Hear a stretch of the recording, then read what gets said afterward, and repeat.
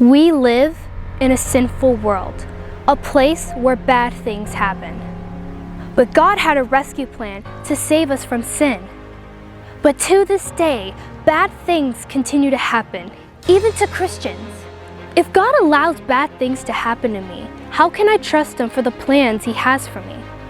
Hi, my name is Anna Rondo, and in this documentary, we are going to explore what it truly means to trust God and the plans He has for us. In this documentary, I had the privilege of interviewing Michael Doherty.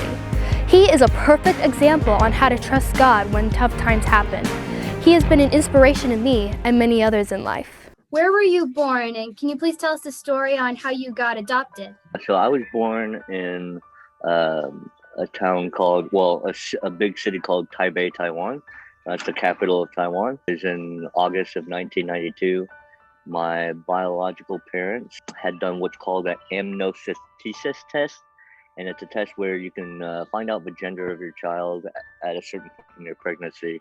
But in Taiwan, they weren't necessarily up to date with technology, medical technology, as they were in America, and that's what caused my birth defect. So this test caused to where I was born with one arm and missing both legs.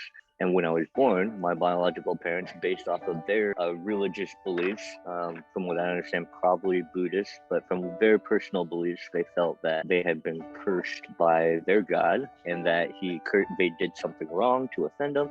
And so he cursed their child to be born with one arm and no legs.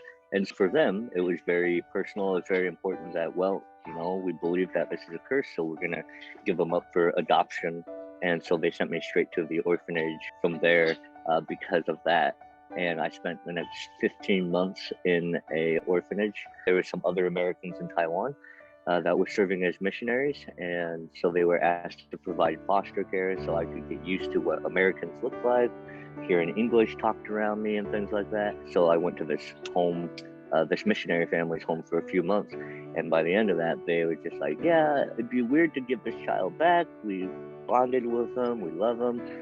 Can we adopt them instead? And so that's how, and the family in America and the orphanage in Taiwan, they were like, yeah, we just want this kid to have a good home.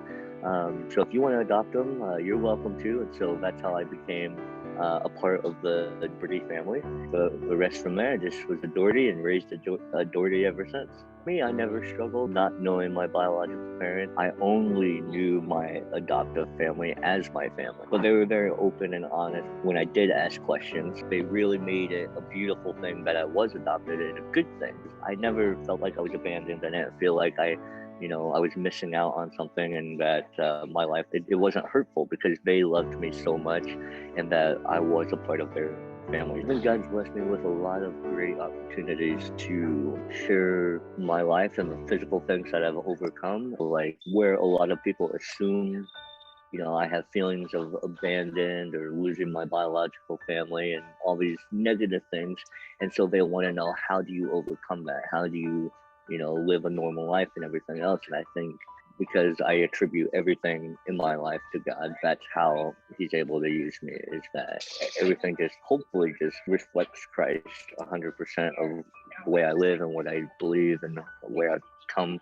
But I don't believe I got here by myself. And so being able to share my story by public speaking, preaching, and teaching, being able to show and encourage people through my life of what I've overcome or what my family's done in my life.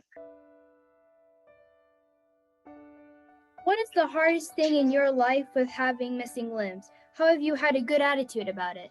I think people assume that the hardest thing is the obvious physical missing limbs, but I think the hardest thing, it was and still is sometimes, that people make a lot of prejudgments about you when they meet you. I wear pants a lot, so people don't always know I'm missing legs, but people know I'm missing an arm. That's a lot harder to hide, and I don't wear a prosthetic arm. I think the thing I had to learn at a very early age, have a good attitude, is, all right, so not a lot of people are going to understand, not a lot of people are going to do this well, but I can control how I interact with people. I can control my attitude and how I feel. It can't really give offense. People have to take offense. And It's your choice if you're gonna be offended or not offended by other people's actions. How are you going to respond to that? And I think if you choose not to take offense at everything, you can have a lot more joy and be a lot happier in how you respond to people. Have you ever questioned God about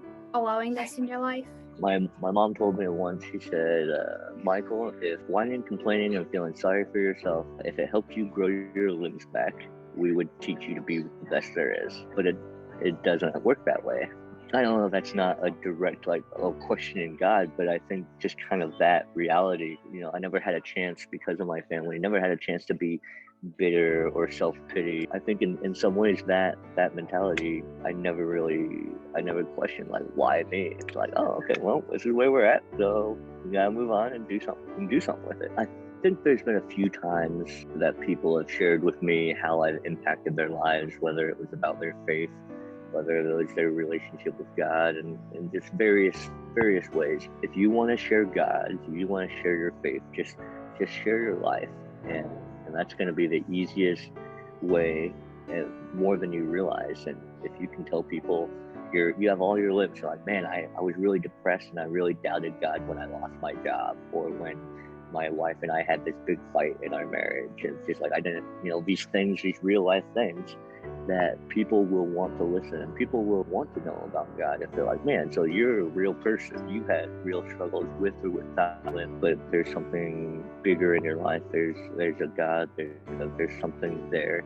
that pulled you through or held you up or challenged you, and it's an easy interaction, and people want to know more about that. My parents were faithful in God asking them to be foster parents, and if they weren't faithful in something small, they never would have had a chance or a thought to adopt me. That faithfulness to God in their lives changed my life, changed their lives. I mean, one little decision is huge. It's easy to be thankful and grateful for life and for all the good things that you have. And then if you have a faith, if you worship a God like ours, and you lean on that and trust in that, between family and God and everything else in your life, I mean, it's easy to be grateful.